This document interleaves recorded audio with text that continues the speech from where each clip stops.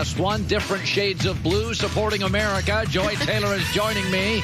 You've got the beautiful, almost light blue. Yeah, it's like a very summer blue, I guess. Yes, I've got the denim blue. We are supporting America. The United States women's national team in a few hours takes on France and will be one of the most watched women's national team games in the history of the country. Yeah, I'm very excited for this. So am I. So yesterday, last hour of our show, crazy time. It was great. Joy and I's, favorite kind of show.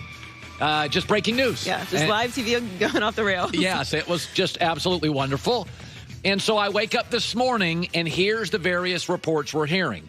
One report says that the Lakers, Kawhi is their first choice, and Kyrie is their second choice.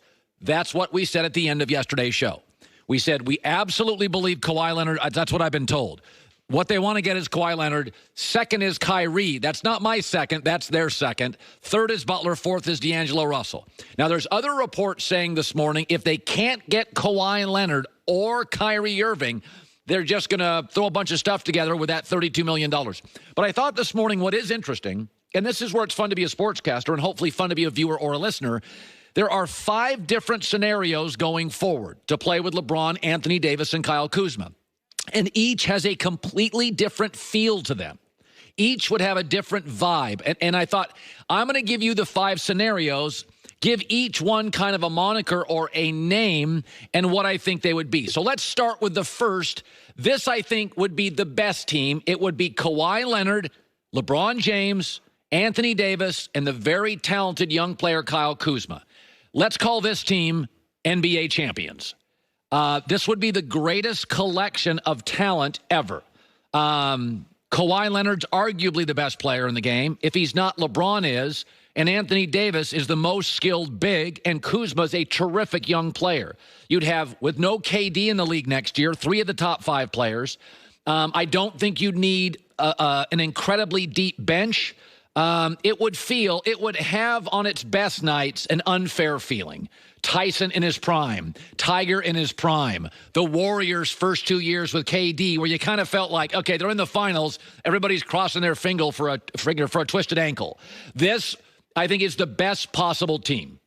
I don't think it's going to happen, but I would call that team NBA champs. The second team is Kyrie Irving, LeBron, Anthony Davis, and Kyle Kuzma. I would call that the Drama Kings. I think they would, on their best nights, be the most offensively brilliant. I don't think they'd be as good defensively. LeBron's not the defensive player he used to be, and Kyrie doesn't like to defend. I think they would be very good. I don't think this is a sustainable unit for more than a year or 2 max. Kyrie Irving has bailed on Brad Stevens. He's bailed on LeBron. He'll choose the Nets over the Knicks. He's a hard guy. I just had a conversation with 2 NBA guys 2 nights ago, and they love Kyrie, and they're flummoxed by him. I would call this the Drama Kings. The third team is Jimmy Butler, plus LeBron, plus Anthony Davis, and Kyle Kuzma. I would call this team dynamite. Athletically dynamic, emotionally dynamite, as in implosion. Jimmy Butler and Kyle Kuzma, I think, would struggle. Kuzma wants to be Jimmy Butler. Jimmy Butler's going to try to fend off Kyle Kuzma. You'd have 4 essential forwards and no guards. I don't think the chemistry would be great.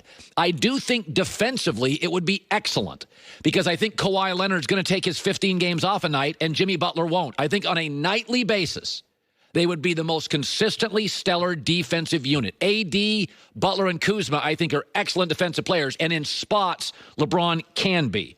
But again, Jimmy Butler, a third scoring option. This is team dynamite because they would be athletically dynastic, but they would implode.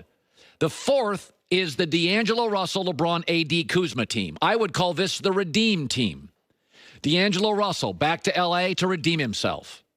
LeBron James redeeming himself after a bad first year in L.A. Anthony Davis proving once and for all he can be a go-to guy past the first round in the playoffs. And Kyle Kuzma showing everybody, hey, I was the right guy of all the young guys to keep.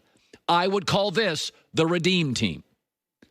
And then finally, the fifth team. This would be LeBron, AD, Kuzma, and a collection of Darren Collison, J.J. Redick, Bogdanovich. I would call this team the Lakers because this is the team's history.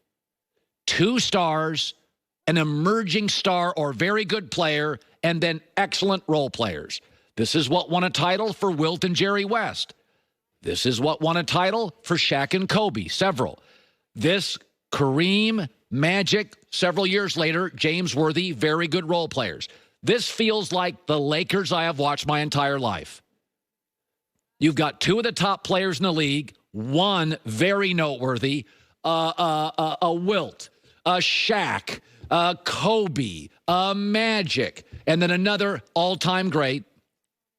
And then you have a Worthy, a Kuzma, of an emerging excellent player, and then role players that are very redeemable, very sustainable, understand their role, don't shrink in the moment, have a history of hitting big shots. Your Robert Ory's, your Derek Fishers, your Rick Foxes, Byron Scotts. That team, to me, is the most sustainable.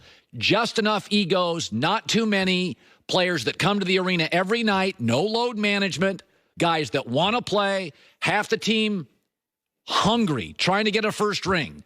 2 or 3 of the guys already have a ring.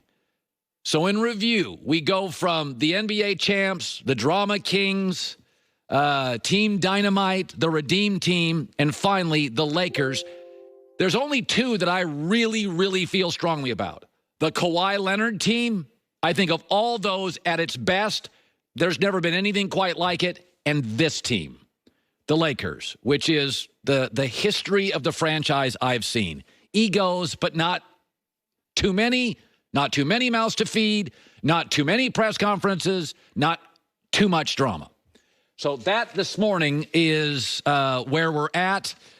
I will say there is a development happening, and it is like I'm not supposed to root, right? There are individual athletes, and a lot of it's just theater and playful. I love Tom Brady. I love the way he wake up in the morning. It's football and family. Obviously, I think LeBron's been very valuable to my show. The great Swiss Army knife of my life in basketball. No player's ever done more at the top level. I love the NFL. I love the NBA. So those guys have really been a part of my show for over 10, 12 years, almost every day, certainly every week. I don't like to root. I've ripped the Lakers the last year or 2. And by the way, Deflategate, I was very critical of Tom Brady. But I will say there's a scenario building with Kawhi Leonard, and it's going to be so uncomfortable that I find myself rooting for an NBA franchise that I've never really, quote, rooted for before. And I got to tell you what that is, and that's coming up. All right, before you travel this summer, and by the way, I just booked some flights yesterday. You better get on that, man. They are planes, tickets. There are not many of them. You need to get a bag from Away. Aluminum carry-on, large check bag, most thoughtful luggage I've ever owned. Every suitcase has a hidden removable laundry bag, separates dirty and clean clothes. A TSA-approved lock to keep your belongings safe. 4 spinner wheels, glide through an airport. The carry-on perfectly sized so it actually fits into overhead storage. That's always huge for me. Plus, you can order their carry-ons that have a removable TSA-approved battery. Never get stuck at an airport with a dead phone. That is increasingly important. Go to awaytravel.com/Colin. Get $20 off when you enter the promo code Colin, C-O-L-I-N, at checkout. Joey has this. I have it. This